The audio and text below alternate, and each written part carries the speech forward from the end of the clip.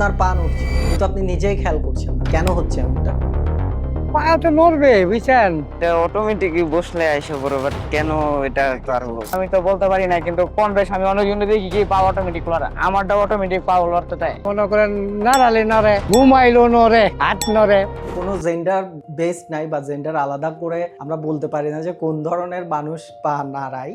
সাধারণত সব ধরনের মানুষই এই সমস্যায় আসতে পারে, কিন্তু সবসময় যে পা নাড়ানো একটা মানসিক সমস্যা সেটাও কিন্তু না। এটা যদি তারা রিপিটেটিভ করতে থাকে, রিপিটেটিভ বিহেভিয়ার হয়, তাহলে এটাকে আমরা আসলে একটা মানসিক সমস্যা হিসেবে তখন চিহ্নিত করতে পারি। কিন্তু বয়স বা লিঙ্গ বা এই জাতীয় বিষয়গুলো এখানে আসলে তেমনভাবে গুরুত্বপূর্ণ হয়ে ওঠে না, কেননা যে কোনো বয়সের মানুষ এটা করতে পারে এবং সেটা যদি রিপিটেটিভ বিহেভিয়ার হয়, যদি তিনি এটা রেগুলারই করছেন এবং এটার কারণে তিনি অস্বস্তি ফিল করেন এবং অন্যরাও তার জন্য অস্বস্তিতে পড়তে পারেন, তখনই এটা আসলে একটা সমস্যা হিসেবে বিবেচিত হয়।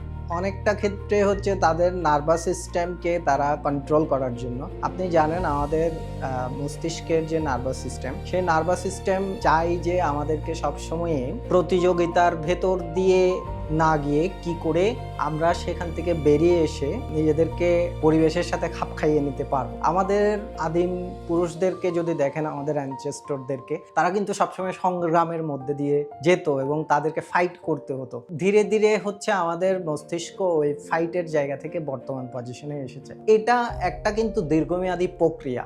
তো একটা মানুষ যখন আসলে পা না চায়, এটা আসলে আমাদের পূর্বের বিহেভিয়ার বা আমাদের অ্যানসেস্টরদের বিহেভিয়ারের সাথেও কিন্তু কানেক্টেড, এবং এটা হতে পারে তাদের পূর্বতন যে ব্যক্তিবর্গ বা তাদের পরিবারের যে বিহেভিয়ার, সেটা একটা গুরুত্বপূর্ণ ভূমিকা পালন করে।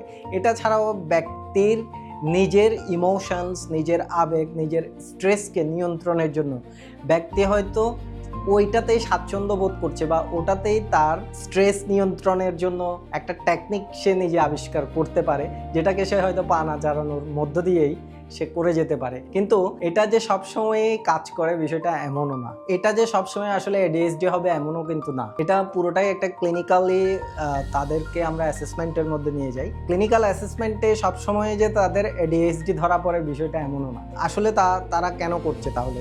এটা তাদের যে নার্ভাস সিস্টেম বা নিউরাল যে নেটওয়ার্ক, সে নেটওয়ার্ককে কন্ট্রোলের জন্য অনেক সময়ে আমাদের কিছু বিহেভিয়ার জেনারেট হতে শুরু করে। ওই ব্যক্তির ক্ষেত্রে হয়তো ওই ধরনের কিছু বিহেভিয়ার জেনারেট হয় যেটাতে সে মনে করে সে সার্ভাইভালের জন্য বা সার্ভাইভাল মোডের জন্য সে এই বিহেভিয়ারটা তার জন্য সুইটেবল বা এটা দিয়ে সে নিজেকে সার্ভাইভ করতে পারবে।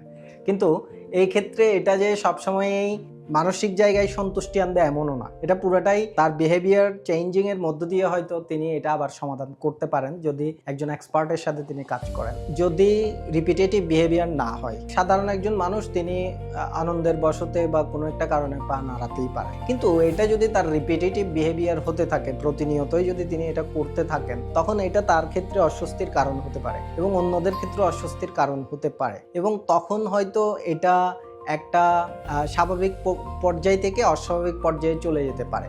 এবং এই প্রক্রিয়াটা শুধুমাত্র তার ইচ্ছাগত হবে তেমন কিন্তু না। এটা যখন অনিচ্ছাকৃত হতে শুরু করবে, তখন সত্যিকার অর্থে সেটা সমস্যায় পরিণত হবে।